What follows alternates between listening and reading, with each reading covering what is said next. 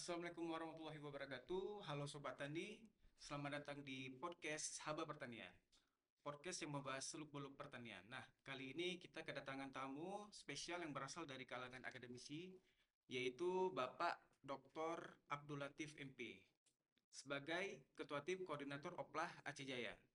Nah, apa kabar Pak Baik, hari ini? alhamdulillah sehat, Ya, alhamdulillah. nah tema kita kali ini kebetulan kita akan membahas tentang optimalisasi lahan pertanian Pak ya. Ya, ya. Boleh perkenalkan diri dulu Pak? Ya, saya Abdul Latif, dosen agroteknologi Fakultas Pertanian Universitas Teguh Umar. Yang pada hari ini kami dari tim dari Universitas Teguh Umar melaksanakan FGD ya, FGD tahap pertama dalam rangka optimalisasi lahan rawa tahap 2 Provinsi Aceh tahun 2025. Ya. Nah, sebagai ketua tim, kira-kira pada dasarnya dulu, Pak ya. Ya.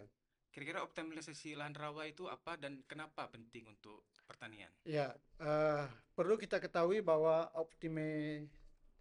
optimalisasi lahan itu adalah lahan-lahan yang tidak optimal. Jadi, lahan-lahan yang tidak optimal ini yang ada masalah, terutama di sisi IP-nya, penanamannya.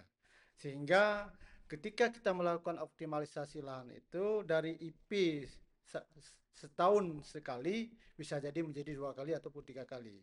Jadi intinya adalah lahan yang kita optimalisasi adalah lahan yang rawa. Yang masalahnya adalah lahan yang eh, tergenang air, Hmm. tergenang air yang ada di Aceh Jaya ini. Jadi mudah-mudahan dengan kita lakukan optimalisasi sehingga lahan-lahan itu bisa kita optimal pemakaiannya penanamannya oleh petani yang ada di Aceh Jaya. Dan ini sudah berjalan, Pak. Ini untuk tahun ini kita dipercayakan oleh kementerian melalui Dinas Pertanian dan Perkebunan Aceh untuk mendesain lahan-lahan yang rawa ini kategori rawa ini untuk kita desain sehingga menghasilkan dokumen yang akan dilaksanakan oleh pihak-pihak konstruksi dalam hal ini adalah TNI Hmm. yang kira-kira nanti setelah kita desain oleh tim dari UTU dengan melibatkan semua pihak terutama petani dan koordinator petani ini lahan-lahan ini akan produktif ya. Nah, jadi dari tidak produktif menjadi produktif, dari tidak optimal menjadi optimal ya. Kalau tantangan yang kira-kira dihadapi ini apa, Pak? Untuk menjadikan lahan rawa ini menjadi lahan yang produktif nanti. Ya, tantangannya kan kalau sudah berbicara rawa, kita tantangannya ada air. Jadi bagaimana kita mengelola air? Mengelola air sehingga air ini bisa kita maksimalkan. Maksimal dalam artian lahan-lahan yang tergenang ini bisa kita buat konstruksi sehingga lahan yang tergenang ini tidak tergenang lagi.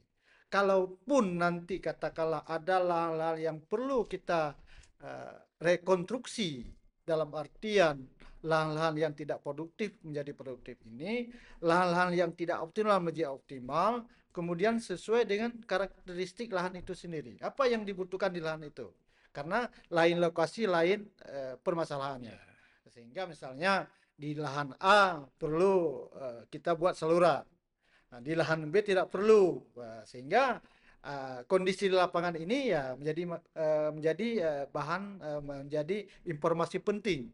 Makanya dalam pelaksanaan ini hambatannya sebenarnya tidak ada ya. Ketika kita sudah disampaikan CPCL oleh pihak dinas terkait dalam hal ini adalah hasil berdasarkan hasil yang telah disurvei awal oleh pihak dinas teknik yang ada di Aceh Jaya. Jadi ketika CPCL ini sudah tersampaikan dan clear dan clean, nah, saya rasa tidak ada masalah. Tapi kalau CPCL ini belum terpoligon katakannya, nah, itu jadi masalah. Nah, jadi untuk itu kalau berbicara hambatan tidak ada hambatan apabila kita betul-betul dalam mendesain ini, kemudian betul-betul data yang disampaikan kepada kita, terutama CPCL ini yang sudah clear and clear. Oke. Sedangkan kalau dampak sendiri untuk petani setempat Pak terhadap optimalisasi lahan rawa ini? Ya, dampaknya kan sudah jelas dari tidak optimal menjadi optimal. Ya, kalau sudah berbicara dampak ya optimasi lahan ini adalah dalam rangka ketahanan pangan. Jadi dari hasil yang tidak produktif menjadi produktif. Dari hasil 1 ton menjadi 2 ton katakanlah. Hmm. Jadi ya intinya lahan yang tidak produktif ini menjadi produktif. Nah, Ya, jadi dalam rangka ya apa namanya melaksanakan program swasembada pangan ya yang dicanangkan oleh pemerintah pusat sampai turun ke pemerintah daerah. Jadi semua kita harus mendukung ya ya, program-program ini terutama semua stakeholder yang terlibat. ya. Nah, sehingga optimalisasi ini bisa kita laksanakan semaksimal mungkin. Kalau dukungan dari pemerintah atau lembaga lain untuk program offline ini apa aja Pak? Dukungannya Eh, berupa apa kira-kira? ya, saya rasa semua stakeholder terkait dengan pelaksanaan offline ini sudah kita dilibatkan semua. Misalnya kita berbicara tidak tersedianya irigasi misalnya, irigasi tenis misalnya, itu ada bermasalah misalnya di lahan itu. Jadi dinas terkait yang terlibat adalah PUPR gitu. Kalau berbicara misalnya ada kendala di sisi produktivitas, produktivitas lahan, misalnya jenis bibit, benih yang tidak berkualitas, berarti pertaniannya terlibat. Kemudian kalau bicara kawasan, ya kan, berarti dinas kehutanan terlibat. BTPN apa terlibatnya untuk mengklirkan lahan-lahan itu. Jadi saya rasa semua pihak yang terkait dengan optimasi lahan ini saya rasa banyak pihak-pihak yang memang harus mendukung program ini. Sehingga petani ini berbicara petani hari ini adalah berbicara petani yang naik kelas. Ya. Jadi hari ini petani mendapatkan income katakanlah 1 hektar, 1 hektar katakanlah 2 juta dalam setahun dengan adanya optimalisasi lahan menjadi 2 juta. Jadi kira ada benang merah dalam sisi pendapatan. Ya. Berarti dengan kata lain offline ini bisa menjadi solusi untuk Ya, solusi yang ketahanan paling pangan tepat. nasional Pak ya. Ya, ya. Sejauh mana kira-kira riset mendukung inovasi pertanian di lahan rawa? Sebenarnya kalau kita berbicara lahan rawa itu riset nggak terlalu inilah, dia sederhana. Apalagi persoalan di tanah apa di lahan rawa ini adalah tergenang dia. Ya. Nah, jadi kalau berbicara inovasi, saya rasa tidak terlalu inovasi dia karena lahan rawa ini lahan yang memang sudah tahu kita bahwa ini tergenang dia. Mungkin ya salah solusi teknologi yang diharapkan adalah bagaimana lahan-lahan rawa ini kita optimalkan, kita keringkan. Kan itu dia. Cuma berbicara rawa-rawa secara teknis, secara teori ini, dia harus kita perhatikan juga mengatur tata air. Nah, disinilah kita mungkin perlu mendesain sehingga lahan ini tidak kering dia. Nah, karena kalau kering itu ya bermasalah lagi nanti dari sisi kebakarannya. Ya. Kita harus jaga juga. Makanya dalam beberapa apa namanya beberapa kita lakukan diskusi kajian itu kan berbicara pertanian sekarang adalah pertanian yang berkelanjutan. Nah, jadi kalau sudah berbicara pertanian berkelanjutan ya otomatis kita sudah apa berbicara berkelanjutan dalam artian bahwa setiap pelaksanaan pertanian itu kita harus memperhatikan lingkungan ya dan sekitarnya termasuk di dalamnya bagaimana kita menjaga agar lingkungan ini kita jaga dan berkelanjutan dalam artian dalam sisi misalnya kita menutup tata air harus kita tuturkan supaya tidak ada terjadi kebakaran, kekeringan. Nah, ini semua dapat kita lakukan dengan kita melihat, mensurvei, mendesain dulu lahan itu dengan tim yang memang ahli di bidang itu sendiri. Satu hal yang perlu segera dibenahi Pak di program lahan rawa ini yang sangat penting sekali yang utama yang pertama kali kita lakukan apa Pak kira-kira Pak dari Ya, kita harus mendesain yang namanya rawa itu masalahnya kan tergenang. Jadi salurannya, saluran dulu Pak ya irigasi saluran. ya. Setelah saluran nanti baru mungkin ya apa namanya kita melihat irigasi yang ada di sekitar itu, desa tenis, sehingga nanti lahan-lahan yang memang katakanlah dia tidak ada air lagi dalam proses penanaman nanti itu ada sumber air yang lain. Apakah itu bisa jadi dari kita membuat apa semacam kalau memang ada di sekitar itu, ya, misalnya ada irigasi, ya bagaimana kita menyambungkan irigasi itu. Ya. Kalau memang nggak ada, ya berarti kita harus mencari alternatif yang lain. Salah satunya mungkin ya memang agak rumit ya permasalahannya. Misalnya kita harus membuat sumur bor gitu. Tapi itu kan harus ada izin. Nah, cuma ada sumber-sumber air yang lain mungkin. Perlu kita membuat pompanisasi gitu. Nah, sehingga kecukupan airnya tersedia. Nah, jadi tanah yang sudah kita keringkan ini tidak kering dia. Jadi karena kalau berbicara lahan rawa, ya berbicara kekeringan, berbicara Lebih. lahan yang terendam. Ya. Jadi hanya beberapa masalah ya.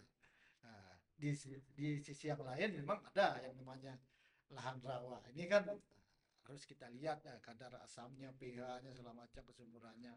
Itu mungkin bisa kita lakukan pelakuan dengan kita melakukan survei awal ya, bahwa apa yang kira-kira yang menjadi masalah. Tapi masalah yang pertama tetap di di genangan air itu. Jadi itu.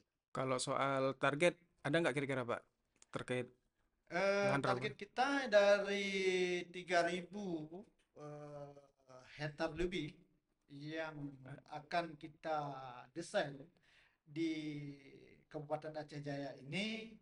Mudah-mudahan kalau memang ada dukungan penuh dari semua pihak, insya Allah 60 hari ini sudah bisa kita selesaikan, kita desain, karena kita sudah membentuk beberapa tim ya dalam rangka untuk mempercepat bagaimana kita mendesain OPLA rawa yang ada di Aceh Jaya ini. Oke. Terakhir Pak, apa harapan kira-kira Pak untuk masa depan pertanian di lahan rawa khususnya di Aceh Jaya ini Pak? Ya, saya di mana-mana selalu menyatakan bahwa petani ini yang selama ini identik dengan kemiskinan. Jadi hari ini kita berbicara petani ini berbicara petani yang naik kelas. Naik kelas bagaimana? Dari miskin jadi kaya. Nah, jadi ini dapat dilaksanakan adanya dukungan dari semua pihak, terutama pemerintah daerah, pemerintah provinsi, pemerintah pusat, termasuk di dalamnya sebagai ujung tombak adalah dinas teknis. Nah, dinas teknis di mana lagi? Adanya PPL. PPL itu ujung tombak yang ada di lapangan.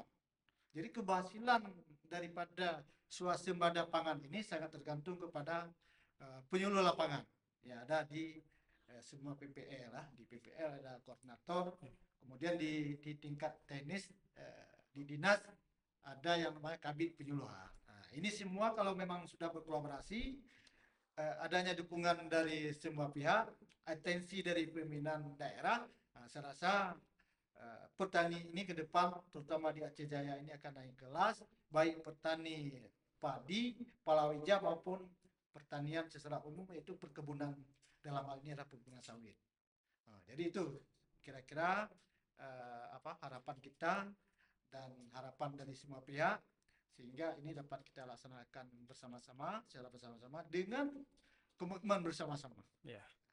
Dengan pengelolaan yang tepat juga ya, pasti Pak ya. Ya. Kalau ya. sudah berkomitmen bersama-sama, otomatis kita kelola secara terpadu. Ya. Keroyokan dia. Jadi itu kira-kira. Ya, mudah-mudahan podcast hari ini bisa menjadi